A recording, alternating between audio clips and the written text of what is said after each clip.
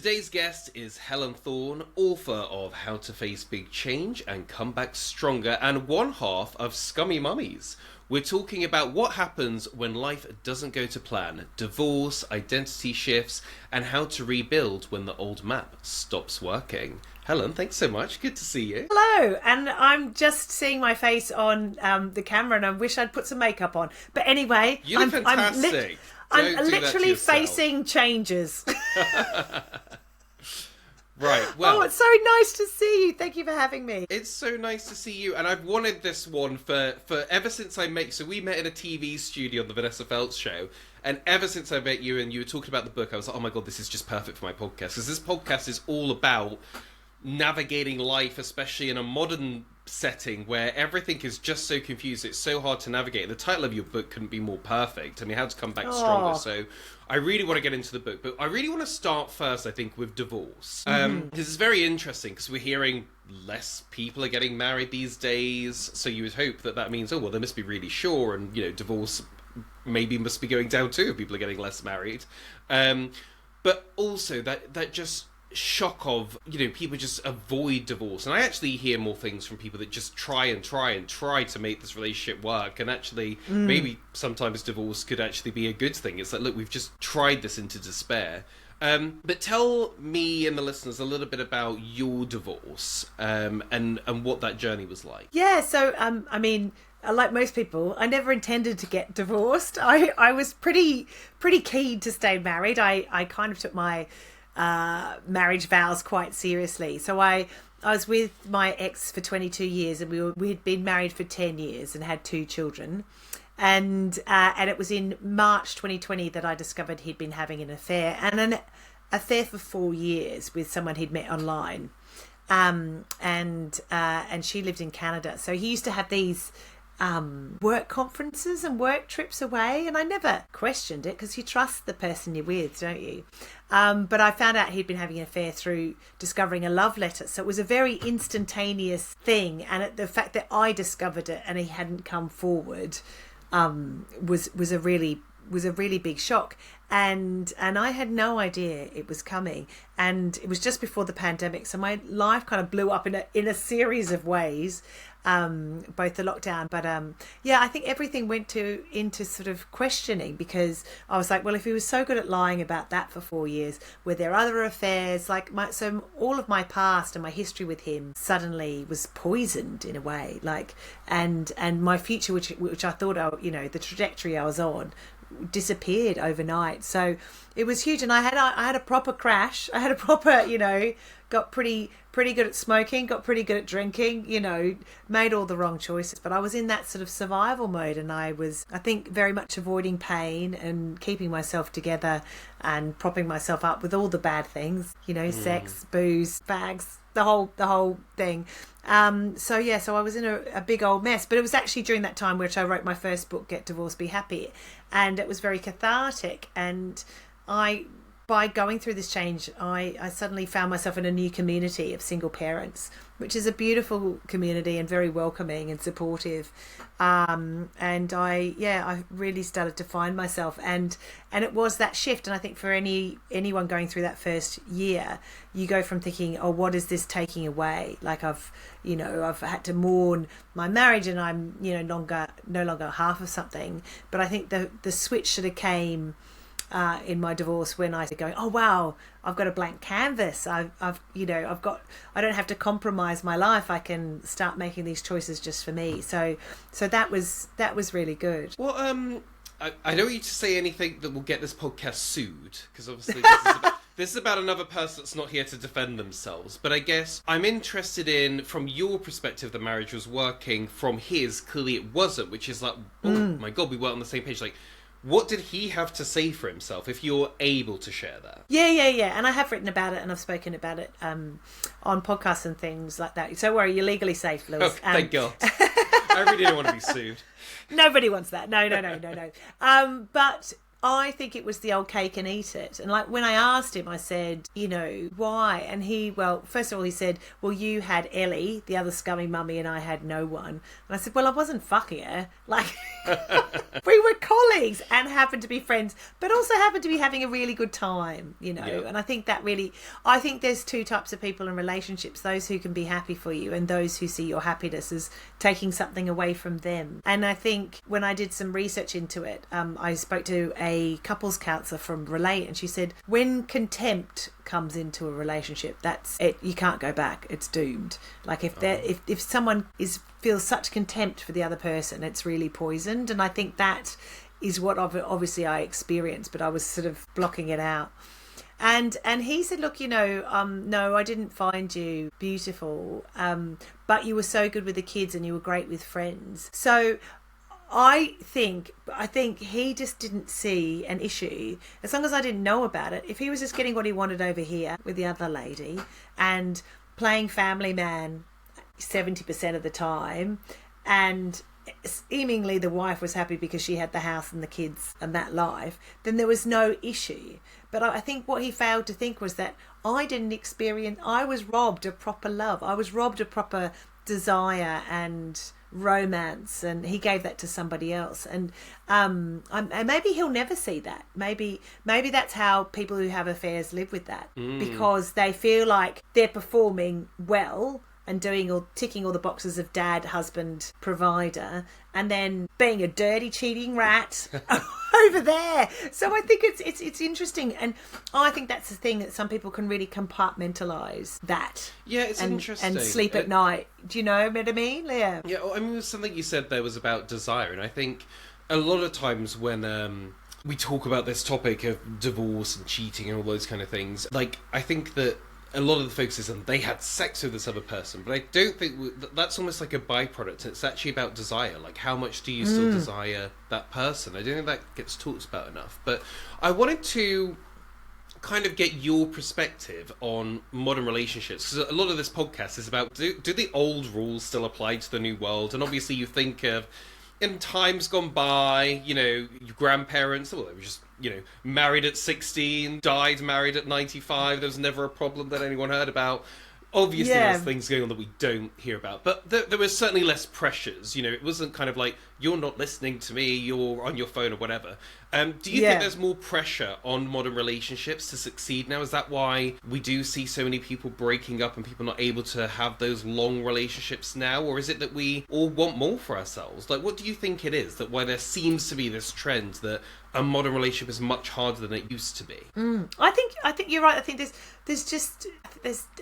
there's many things at play. I think women are more empowered, and that with being financially independent and a way out, that they're not stuck. People don't feel as stuck anymore. They're not just live for the family, work and come home. There's much more variety. I think divorce can come when it's amicable, comes from choosing yourself and knowing that maybe you've evolved and the relationship hasn't evolved with you.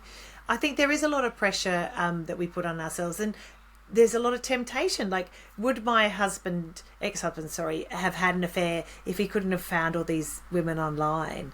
Like, he worked as in a male-dominated career. Like, would he have met someone else? So it's very easy to cheat. And like when I was on the dating apps, a lot of people said so many people on Tinder don't actually have their photo because they're cheating on their wives. Or there's a high percentage of people who are actually, but also there's lots of people who are very open about them being in like ethically non-monogamous relationship and are very open from the get-go. And you think, well, if they're the rules, if everyone's happy with that and everyone's okay, then communication, I think, is kind of the fundamental of everything, isn't it?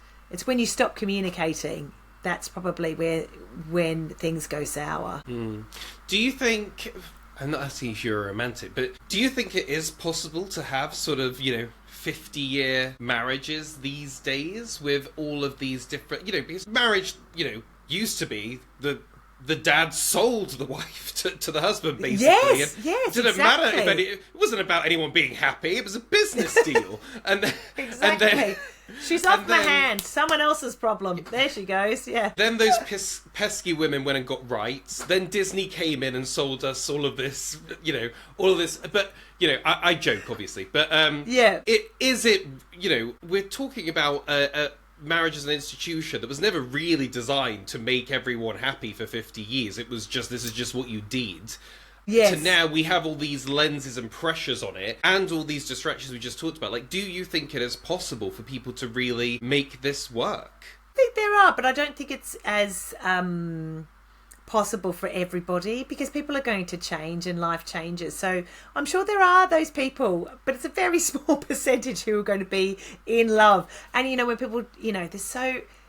Instagram is awash with this sort of like, there are people who you'll be in the honeymoon phase forever. But I think that's very rare because, as soon as you have children or you go through, you've got the pressures. I think, when we're in this phase of our life, when we've got children and we've got aging parents and we're in the middle of our careers and we're, trying to buy houses and all sorts of things, the pressure is very high and it feels like there's very little time and energy for romance. When you're stuck in the middle of it. No, I get that. I mean, sometimes even with me, I've got 3 kids. And it's, you wake up, the kids... this morning, literally, the children woke me up. Then it's like, okay, dealing with them.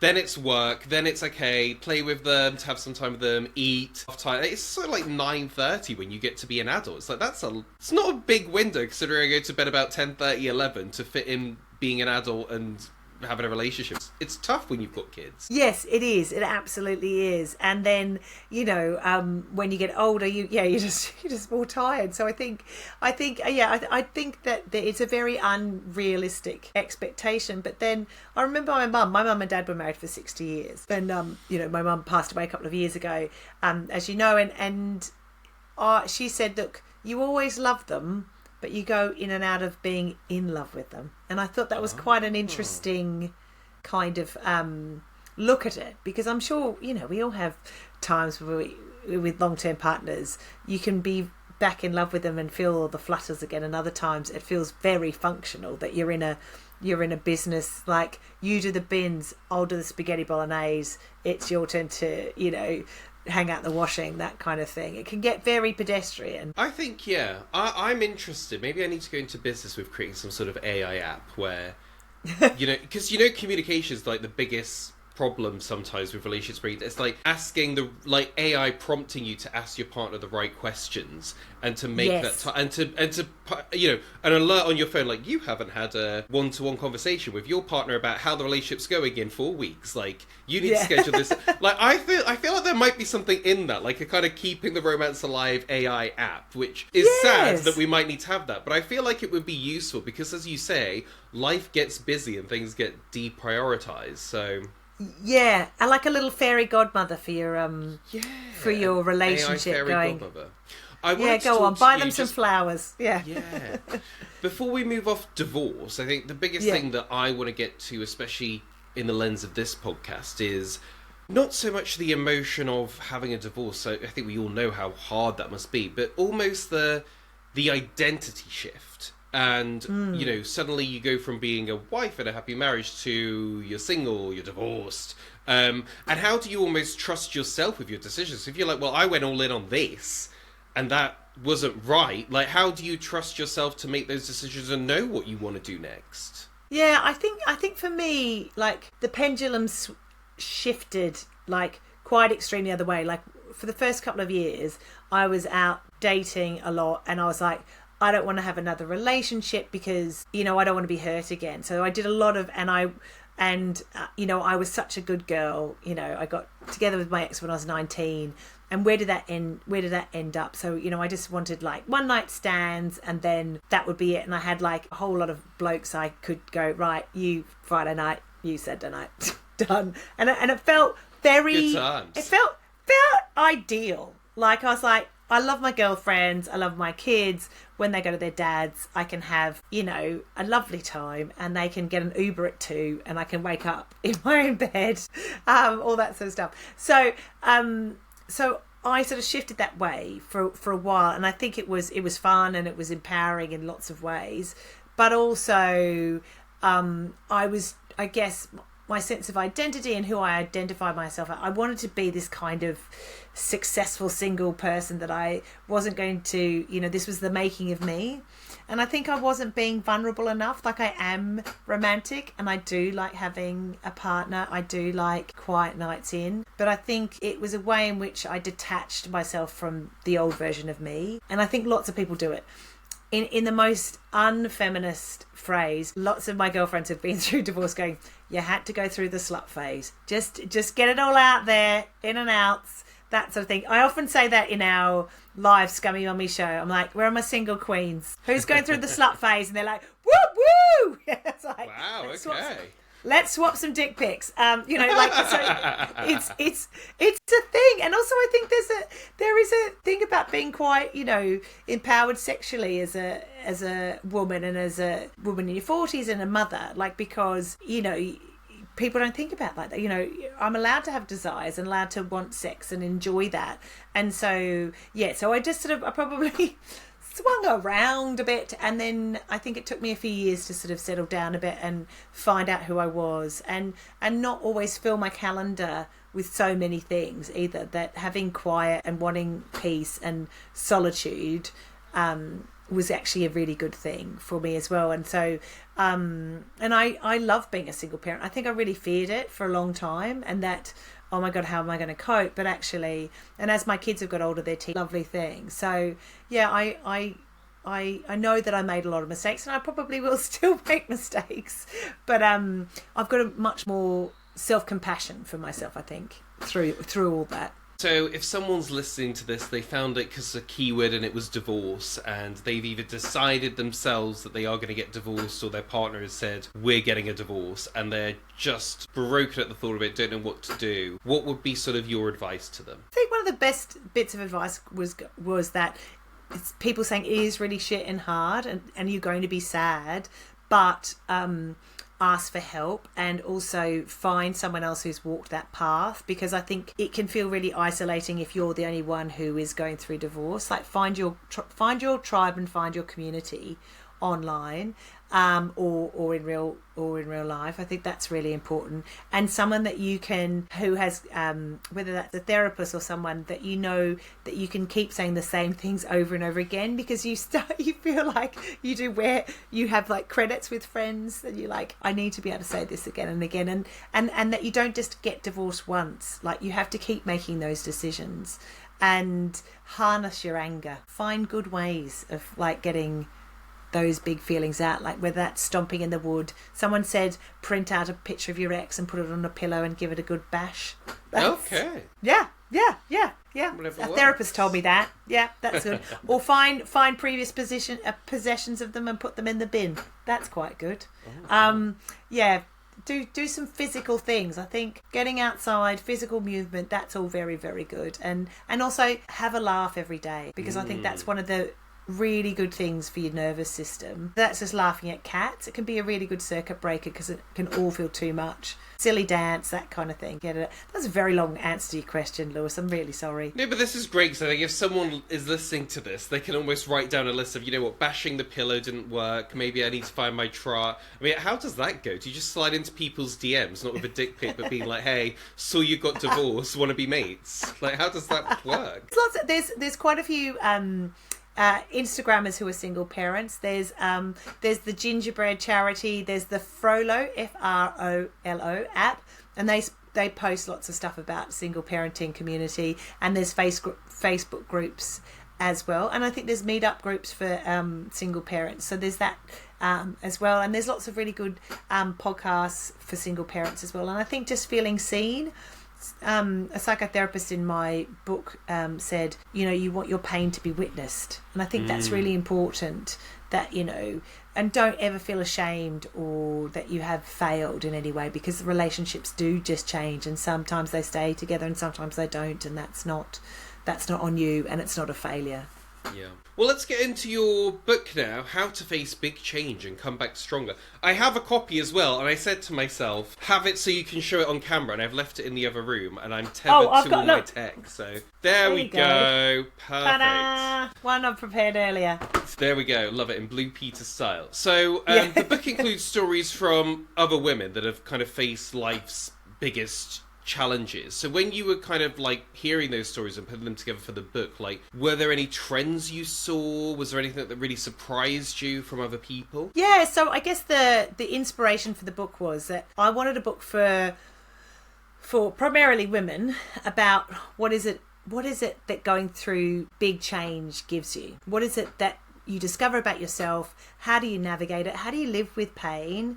You know, because pain, one of the things that I found that through the threads of interviewing all these different women was whether they'd been through cancer or grief or overcoming addiction, that they were so hopeful and so sunny, and the way they treasured life and the way they valued life was extraordinary. And also people had a sense of courage and confidence that comes from facing the darkest things. So I thought that was something that I think threads through the book. And what is it about these stories that gives other women hope? Because when you're in the darkest periods, you want to know, you want a pathway through. And that's what I sort of wanted to do with this book, was like many pathways through your hardest time. So whether that's discovering a love of fitness or a creative outlet, and how we can find power and purpose through facing these big things.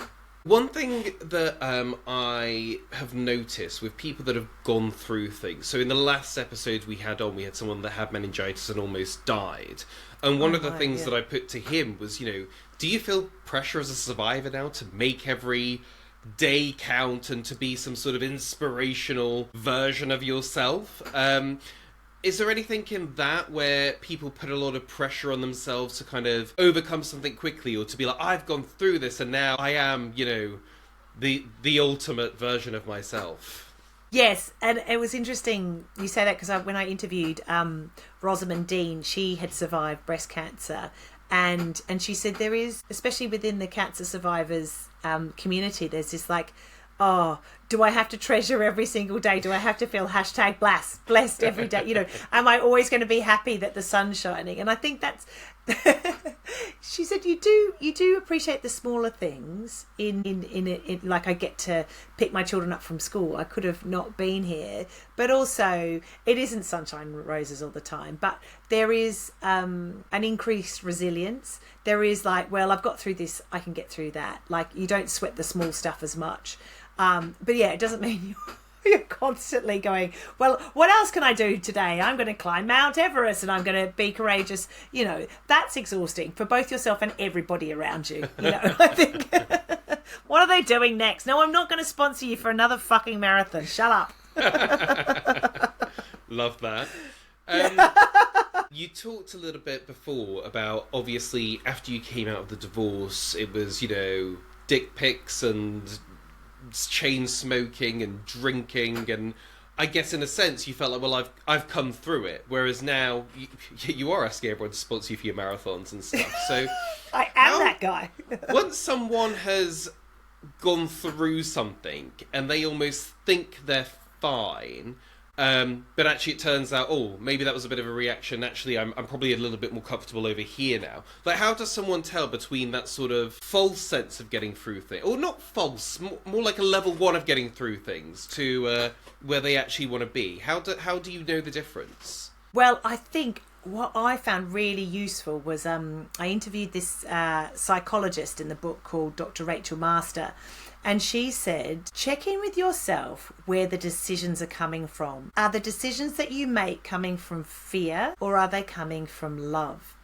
And that was a real game changer for me, because I think when I thought I'd got through that first bit where I was going, yeah, I'm on 3 dating apps and I haven't slept for 2 days because I've been out, I think that, what do people think of me? And there was all that sort of stuff. And I think I confused all that busyness and rebelliousness as success, where now I've redefined that. And like when I exercise now, it's not like, oh, I've got to get thinner, and I've, that operating system for those decisions has changed.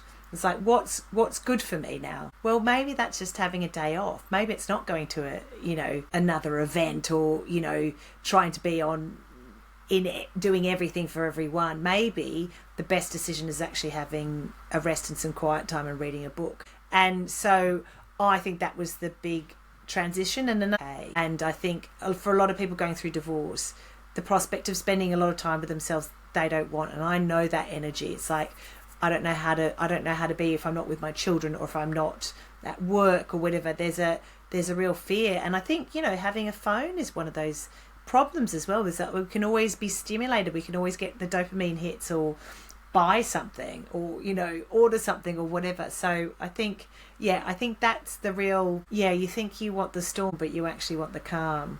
That's interesting. And I guess you're right that there's so many stimulants now, whether that's alcohol or dating apps or your phone, that you almost can sort of delay the pain, which then would delay the healing, I guess. And yeah, that's quite interesting. Do you... what about someone, and I'm not saying this is you, but obviously you were very happy before the divorce, or so you thought. And so a lot of people that maybe go for a big change just want to get back to the old version, but either through, a divorce or, a bereavement, it's like, well, you're never going to get that again. You're never going to be able to go to your mom's on a Sunday lunch again. Like, how do you get past the realization, like, that old version of you is gone, and getting to, that you really liked, and getting to something else that you can really like? Yeah, and I think that's such a good thought and question, because I think so many people go, I just want things to go back to normal. And there has to be a period of grief. There has to be a period of feeling sad about that and letting that version of yourself go, and that version of life. But it will never be the same, but it can be better, and you can be stronger because of it. So I think it's allowing yourself to stick, like, okay, but what else can I discover? What else can I discover? What connections can I make? What communities can I be part of? And, that, I know that feels some people develop. And I think, letting go of the past self is hard, and it does take time. And I will say, like, there's a bit in the book about me painting my staircase. Painting my staircase, and I was painting my staircase yellow one night because I'm the boss of me now. I don't have a husband, and it was about 3 years after my divorce, and I dropped some paint and made a splash and a bit of a mess. He's going to yell at me, and it was weird because obviously that was in my nervous system. Like, I've made a mess, and my ex is going to yell at me, and I had to sit down. Pathways was that. Fear in there, and it just takes, and I have to have peace with that. And especially when I went into a new relationship, I knew those little fears and those little voices going, is he going to do this? Am I okay? Am I safe? So I think talking to that when it happens is really important, and also not blaming the new partner for the previous partner's mistakes as well was a big thing. Like, I knew you were going to say that. Like, no, you didn't. He's a new person. So I think that just takes time, and being really gentle with yourself as well. Interesting. What has been some of the reaction to the book? As someone that's written a book as well, I feel like the best part is when people have actually read it and said, I found this really... Or, for me, it's like, they're like, oh, I wanted to ask you about this one thing. And I'm like, I said what? Like, I wrote this over a year ago. Like, read me in. I can't remember my thought train at the time. But what's been some of the feedback to the book? It's been really lovely. I had a message from somebody who was in hospital going through chemo, and she just said, this book has given me so much hope. And I was like, oh my God, that's so lovely. It's such a beautiful thing that the book feels like it's like a best friend sitting with you. And I read the audiobook as well, so that was really beautiful. I had someone messaging me saying, especially because if people have read my first book, it's nice that they've read that and they're at that different phase. But I had someone who said, look, it really made me think back to me 10 years ago, and I hadn't addressed some of those things, and now I feel like I've got peace with past me through reading the book. And another person got in touch saying, I realised I hadn't really resolved something and I'm going to get therapy. So it's been really beautiful that it's allowed people to ask questions of themselves, feel hopeful. People have said it's given them a laugh and they like the warmth of it. And they also said it's written in a really sort of chatty and welcoming way, that it doesn't feel like they're being preached at, that they're on the same level. So I think those are really lovely. And people just said, look, it's just like hanging out with a lovely group of friends. And I think in a time where the world feels like you can get these connections, a lot of people feel lonely, and I hope this is what the book does, that it has that comforting, like you're going to be okay, hug quality to it. So that's all I would like, really, because I think that's what got me through. And I think sometimes when you've experienced pain, you can be really inspired to want to help others, and that helps heal a little bit of you as well. Love that, and I'm sure it will help a lot of people. Let's move on then to Scummy Mummies. Yeah. Who, can I say, I actually came across that podcast years ago, and with my dyslexia though, I thought it was called Scrummy Mummies, and I misread it as Scrummy, and I was like, oh, Scrummy Mummies, and then obviously as you're coming on, I'm like, oh no, it was Scummy Mummies, right? Tell me the story. Hilarious. How did this all come about? Oh, thank you. Yeah, so Scummy Mummies is me and my best mate, Ellie Gibson, and we met 13 years ago at a dodgy stand-up gig in Deptford. We were both doing a 5-minute set of like new stand-ups, and we met and we kind of fell in love, and we were like, oh, you're really funny. And we started the podcast 13 years ago and then started doing the live show. And when we started the podcast, there wasn't any other parenting podcasts out there. We're sort of OG. And we were, sweary and used to drink wine on the podcast and have guests. And it has gone out every second Tuesday since July 2013 without fail. That is commitment.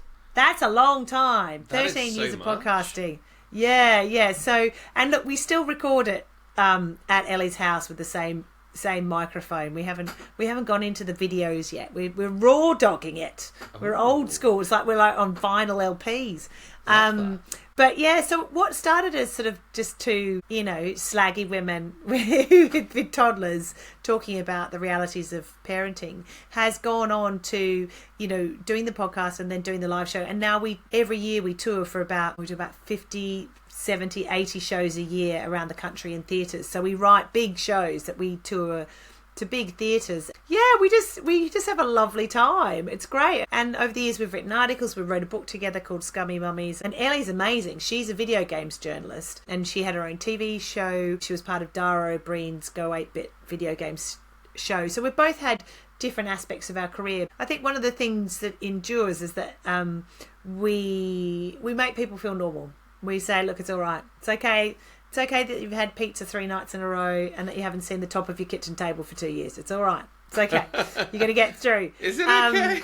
Well, one died. Anyway, but like the show now has evolved. In the beginning, it was about toddlers and mess, and now it's more about relationships and perimenopause and raising teenagers and things like that. And so we always thought, oh, well, our audience will renew. It'll always be about young mums, but actually our audience has evolved with us. So we just keep adapting the content so we can speak authentically to it. But because there's a backlog of the podcast, people will listen to the one about breastfeeding and baby-led weaning, or they can listen to other ones. Like our latest podcast is about siblings, and that's really interesting about, when we get older, our relationship with our brothers and sisters and the family. So yeah, we're sweary, slaggy old comedians now, and we dress up in cat suits and we tell very naughty jokes. And it's if you need 2 hours of just forgetting the chaos of home, come to our show. We're doing some London shows actually. Oh. We're doing the Underbelly in Soho in July. We're doing the Watford Palace Theatre in June. Arts Depot in North Finchley. So we're doing a few, and we're doing Woolwich Theatre in November. So we're doing a few London, but we're going all around the country. Do you know what I've realised is that I want to go to more stand-up things. I've not really gone to a lot of stand-up shows, and I think my Instagram algorithms have got me now, and it's all just people's clips of their stand-up. And I'm like, I need to get some stand-up, in my diary. Do you know what I said to my 17-year-old? And I was like, do you think I could do stand-up? I was like, not as a career, but just like I just do a one-off really funny show and I spend a year writing jokes for it, and it's just like just a one hit and done, not a career thing, but just to say, oh, I once did stand-up, and he said, you don't have what it takes. I was like, oh, okay. Ben! I know. Beg your pardon. It's like, I know you, so you just don't have what it takes. Like, it's a certain kind of mind frame, a certain kind of person that can do stand-up, and it's not you. I was like, okay, thank you. I'm offended. No, shush. Offended on my behalf. Oh, I've got a 17-year-old who is very opinionated, and I keep saying, you're not the boss of me. Stop it. I know. But she is. She bloody is. She tells me it's off all hard, the time. isn't it? Because and you just think sometimes, I would never have gotten away with this, but you are. And I'm the adult. I don't understand. Who's in charge? Where are the grown-ups? Right?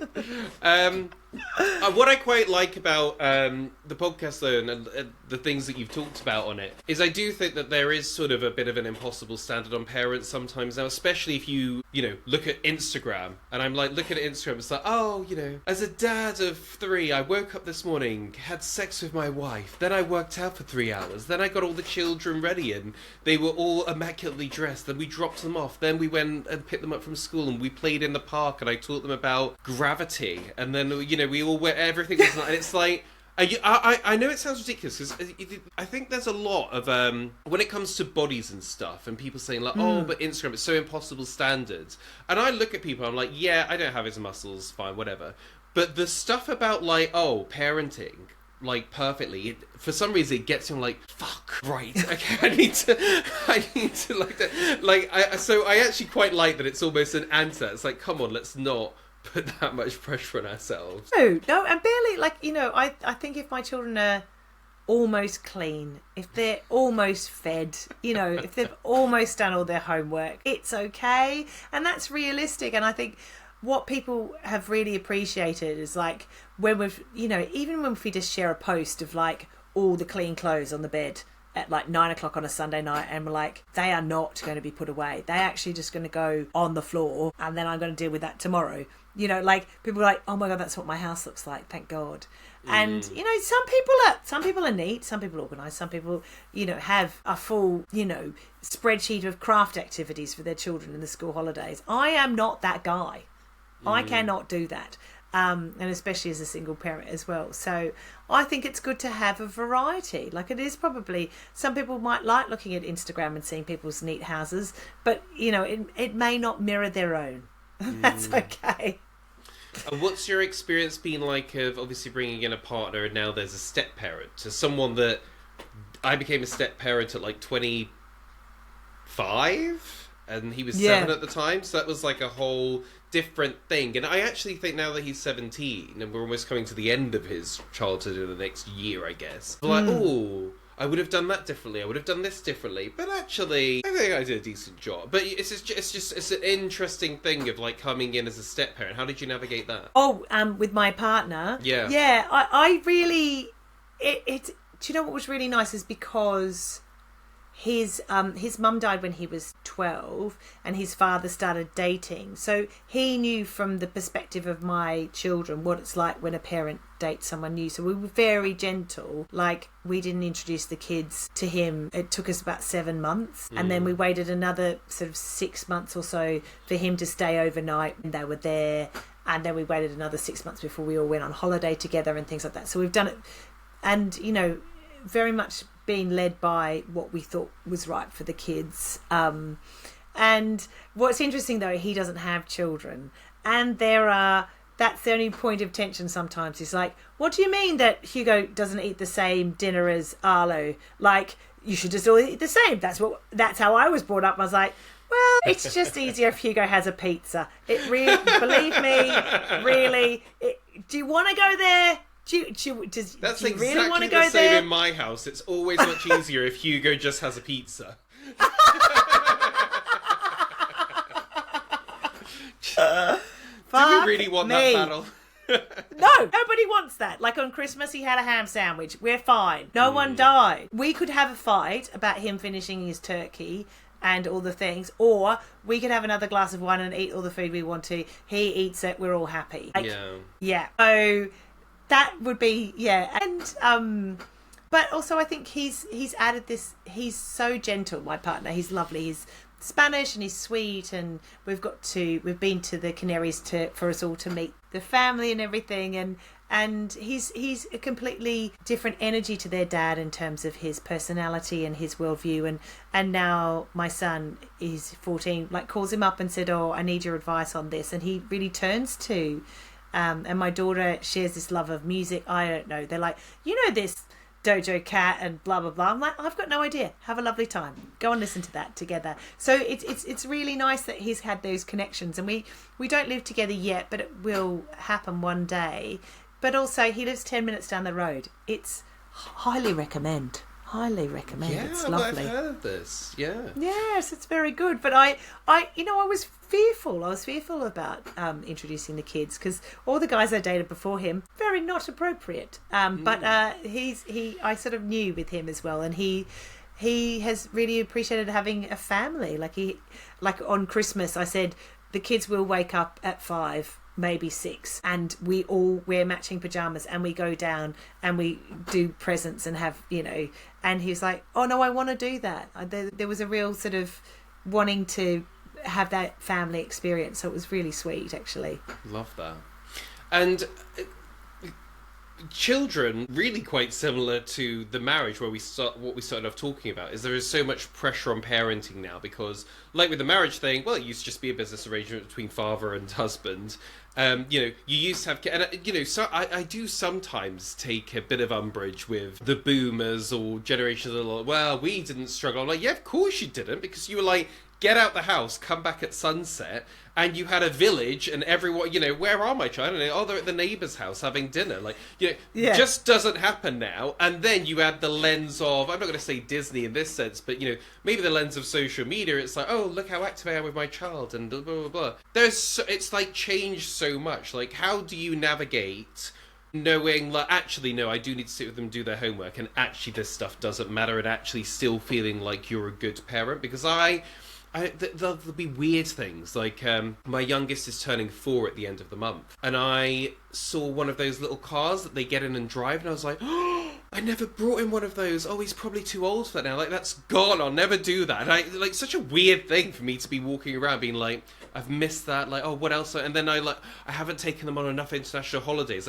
Like I'm regretting stuff already, and they're 4. There's still time. Yes. So how do you take that pressure off yourself, but still do the things that are important? I know. Look, it's so easy to get into that comparison, isn't it? Going, oh, they've done it right.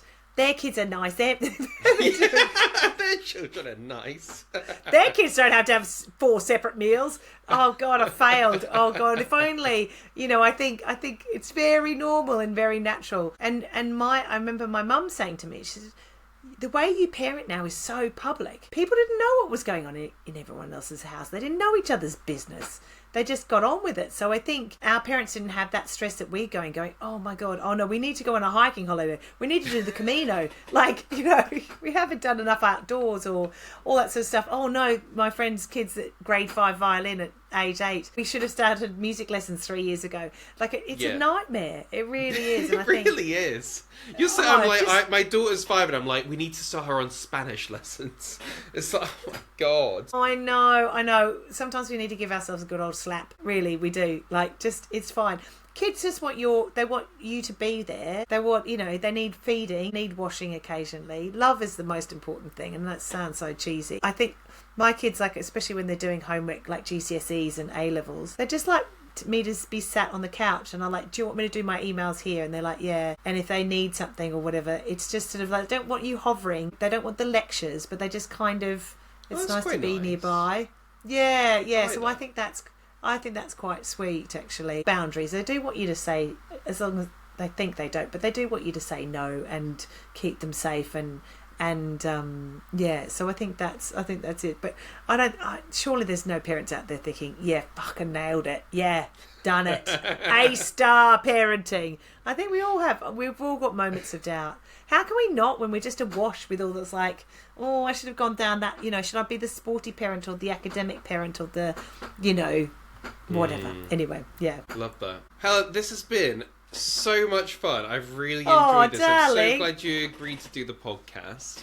Aw. If people want to find out more about you, where would you like to send them? Right, so yes, I'm on the social medias. So there's Scummy Mummies, which is both Ellie and I, and then I have got my individual account, which is It's Me, Helen Thorn.